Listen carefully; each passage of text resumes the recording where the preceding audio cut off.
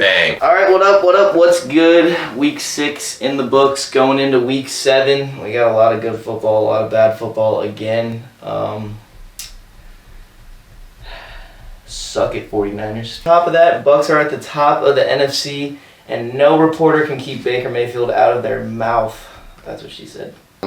Baker's a dog. I was at the game watching him run for that 3rd and 14. Third and 14. Oh my God.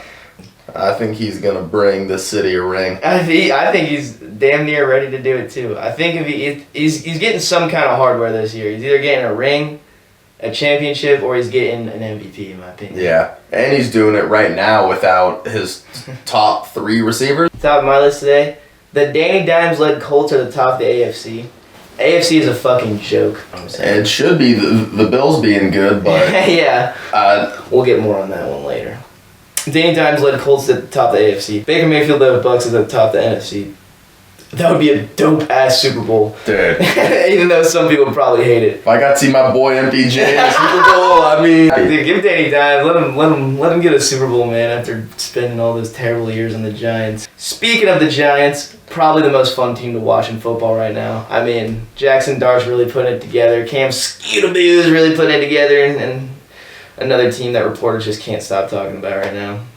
You got anything on that? Lead with the head. Lead with the head. Lead with the head. Chiefs at 3-3, in my opinion, are more confident and look better than last year when they were 5-1 at this time. It's starting to look up for this season for the Chiefs. And now this week they got Rashid Rice. Oh yeah, back in the driver's seat. Back. That's right. I forgot about that. Today we have the Uncle Bowl. We got 40-year-old Joe Flacco going toe-to-toe with 41-year-old Aaron Rodgers. That's tonight, and I can't wait. Both these players, I think the best part is that both these players can literally still hang in the NFL. Like Joe Flacco is this team-saving quarterback. I won't even consider him a backup because he's on 2 teams now, and he's not the backup. He's the starter for him. And Aaron Rodgers is just Aaron Rodgers. Some would say the best thrower of the football the world's ever seen. Not a lot of quarterback runs that game, but... Yeah. Take the under on QB rush yards. That's my pick for the week. Under on any QB playing today. Drake May is balling. Like, balling. He had the most passing yards last week by any quarterback. And the crazy thing about that, too, is the Bills are losing, right? The Bills aren't looking great. And they're in the same division, which makes that kind of competitive. I thought it was just going to be like a runaway for the Bills. I thought it was too. Everyone did. I think Patriots, since the AFC is in literally shambles right now, I think the Patriots definitely make playoffs. And I also think that there is a chance that they win that division as well. We'll see, Bills have a fluke week after another fluke week. We'll see what really happens, but that's my humble opinion on that one. On the Bills, let James cook. Yeah, give him the ball. Give him the ball. Come on. Give him the ball. Yeah, they totally could have won that game last week. They beat themselves. Penalties, man. Penalties. Did you watch that game? I watched a little bit of it, yeah. I think it's in the last 3 games, they've had 29 penalties. In the last 3 games. And there's no, excuse for it now. It's Week 6. No excuse. Now it's Week 7. The Bills are dealing with a couple of injuries, but it's again, Week 6. What team isn't dealing with injuries? You know what I mean? Yeah. Not my Niners. I was just about to go into that. Speaking of injuries, the Niners probably take, in my opinion, their worst injury yet because their heart and soul. And that's saying something. That's saying something. There's a lot of people injured. Yeah. The heart and soul of that defense is Fred Warner, and he literally just broke his ankle. Prayers up. He's one of my favorite defensive players in the league. I was watching it when it happened, and I could see on the field. He's laying on the floor. All of his teammates who are still on the field, every person who walks by looks at it, just they go and take off their helmet and toss it in just a sign of oh my God, we're fucked. Yeah. I mean, hard to see. You guys don't have a bad record, but I don't you know what I say is 23 on offense is healthy. I don't know about this one, man. One more sacrifice. Yeah, the other side. Is that enough for you, whoever? Yeah, the devil. Another QB got balling. Jordan Love's balling out recently. Absolute balling out. He's kind of a dog. He's kind of a dog, man. I like watching Jordan Love play football. I really do. I literally just wanted to squeeze that in there for you, Jordan. You're welcome. I have no segment on that. Just anything. Another one, Caleb Williams is finally seeing some success. I think it's because he's slowly... Who you got? Bucs meet the Lions in Detroit. I believe this is game of the year, and I'm not even saying that because I'm a Bucs fan. There's a lot of NFL analysts and their power rankings. I saw this today. They have Bucs at number 1. Let's go Bucs. And then they have literally the Lions at number 2. So, you know how it goes. I'm excited to see how that one plays out. 'Cause I feel it could go any way. Like either team could win by 20. I know Baker's like really thinking about this one because he's literally walking off the field last game. He's got the fucking like phone in his hand doing the press, and he's like, "We got a big one next week." Blah blah blah. And I'm pretty sure we beat the Lions in the regular season last year, which is why the league like feared us going into the playoffs. I'm pretty sure. Like the Bears playing football is not unbearable. But they actually aren't because they played an absolute dog of a game on primetime against the Commanders last week, and it was just pure entertainment. They were going blow for blow.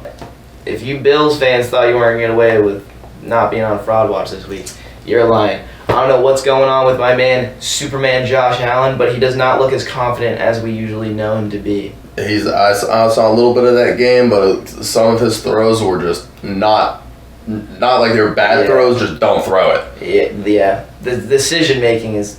It's questionable. As you said, it just looks like he's a little scared. I don't know what's going on with him. Like, there's just something like off with him. It looks like. Maybe what's her name? Haley Steinfeld isn't giving him that sweet loving. Or maybe it's too much sweet loving. Maybe it's too much sweet loving. You know what I mean? Porch too hot. Yeah. Porch too cold type of thing. I think at the end of the season they'll have it figured out. They're always the team that you're scared to play. I see them being number 1, number 2, or number 3 seed going into that playoffs. Like no matter what, especially with how like shit the AFC is being right now, and like how good the Bills just overall should be. I think Bills don't really have much to worry about. You know what I mean? They got one thing to worry about, and it's Kansas City in the playoffs. Kansas City in the playoffs, and low-key Drake May's balling. Let's get it out of the way. We're already on the subject of Fraud Watch. College football world is taking some altering decisions. Our Florida State Seminoles, Steve. Oh yeah, I forgot. We gotta. I forgot about that. We're not on Fraud Watch. We're frauds. I laughed at the loss to Miami. I was like, oh, we're playing Pitt. Might as well just not even check. Probably win. No. Nope. We're gonna the last 3 games total. We've allowed like 90 points. I think almost 100. I saw something. Our two linebackers, inside linebackers, are like of the 450 linebackers in college football. They're ranked like 430 and 420. Oh God. Which is for a team of our caliber. We were ranked 8th at one point. We were ranked 8th. God damn it. It's not looking good. There's a lot of calls for Norvell to get canned. Yeah. I don't know. There's a lot of coaches on the chopping block right now. I saw something about one. It's Florida State versus UF at the end. Whichever team wins gets to fire their head. Yeah, there's a lot of coaches on the chopping block. I saw like a bunch of. All right, so obviously the Penn State coach got fired. Yeah. It also just like the people that like they want for their possible next coaches. They're like. I thought was insane. I saw like possible Matt Rule being their head coach. I saw possible Gruden being their head coach. Dude. I was like, that would be freaking sick. Another coach that's on the chopping block is Brian Kelly, and they said he might fill in for that role at Penn State as well. Oregon State, sorry, that's what I was going to go. Oregon State is 0-7, so they decided to part ways with Trent Bray. I can't read it. Yeah, that's tough. That is tough. I think UCLA won again. Yeah? Yeah, after being 0-4, they've now won 3 in a row, all of them against not bad teams, one of them against Penn State, hence him getting fired. And Florida teams. Our Bulls won a huge game. At this point, go Bulls. At this point, because even if I could be... even if I could be a fan of like any other team, I don't think I would be because I want the Bulls to succeed. I want the Bulls to win a big bowl game, a big one. I think if the Bulls win out, they are in the playoffs. Yeah, which would be crazy to watch. They'll probably be going against Ohio State or some bullshit first round, but hey, they got it. That's also Bulls this week are playing against FAU, a little Florida matchup. Oh, Steve, really? I hear you. I was just there. Or in FAU this past weekend. I went to Parents Weekend. Shout out to my sister. She goes there. It looked like a good time up there. It was. They do it pretty good over there. They're not as big as they don't do it as hard as I would say as Florida State, but some of them kids were in bed by like 5 o'clock, but it's fine. Okay. Yeah. The day of the game, of course no one goes to the game because their football team's low-key shit. But like the day of the game, my sister took me to all their like little stupid frat tailgates or whatever. It was pretty fun, you know what I mean? And she walked in the door and went like straight to her. I'm pretty sure she yacked. She also weighs like 100 pounds. Yeah, that'll do it. Yeah. All right. Shout out to Emily. The other good games you got this week are Bama versus Tennessee. Whoa, that's a good one. That should be a good one. But Bama, as of late, has been looking hot. Dude, they are good. Like, they took that loss to FSU in the beginning personally, and they've shaped up a lot. I hate to say it, but they've shaped up a lot. Didn't they win a big one last week? Or am I sure? 2 weeks ago, they beat Georgia. Oh, that's right. Yeah. Always big. That's always a giant game. Big one. Kirby Smart just can't get it done against Alabama. Hey, he just can't get it done.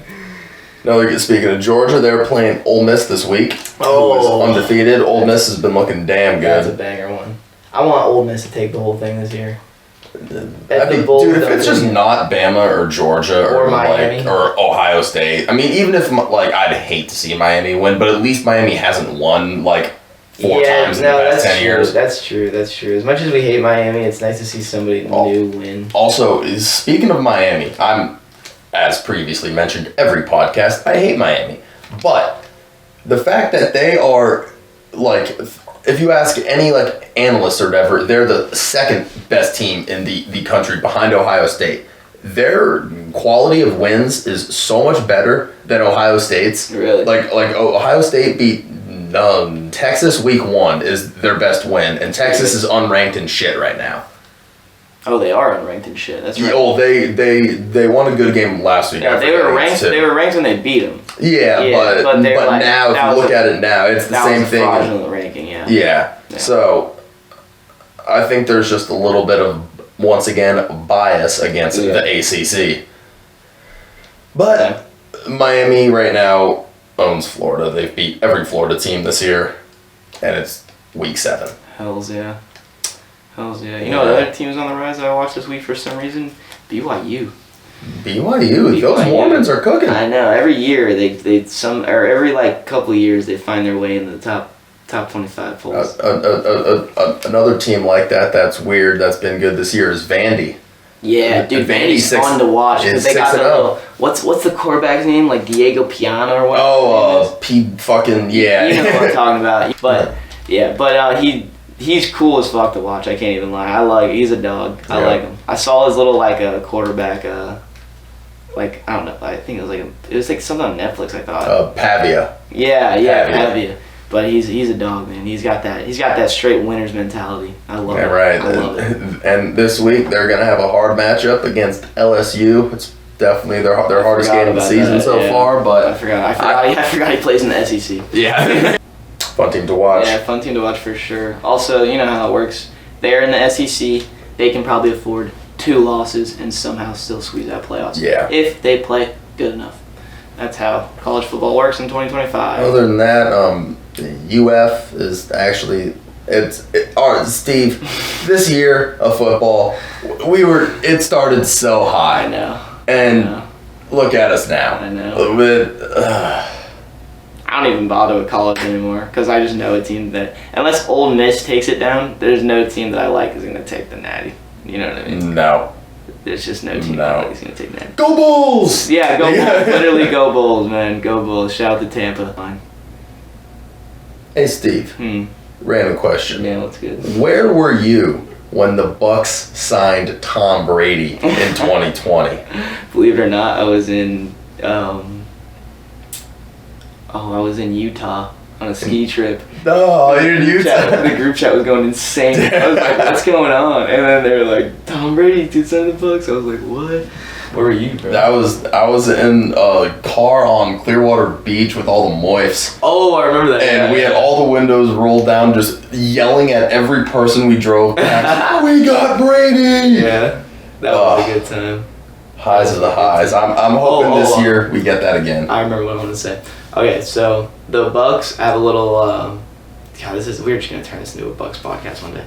But the Bucs have now lost pretty much every receiver that's worth a damn on their depth chart, which I don't know. Is Mike back this week? I don't know what's going on, dude. Like, people get hurt. They're out for this many weeks. Wake up the next week and they're not there. I don't care. Either way, I think it's time to make a trade. And I think after my professional sports analysis of the trade market, Of course. which is very professional, Of course.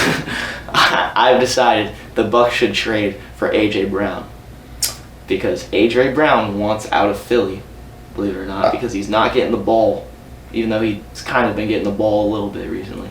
But I think if A.J. Brown was on the Bucs, I think A.J. Brown gets back-to-back rings, and then he's on a cool team for the rest of his career. He definitely wouldn't be bitching and moaning about his targets.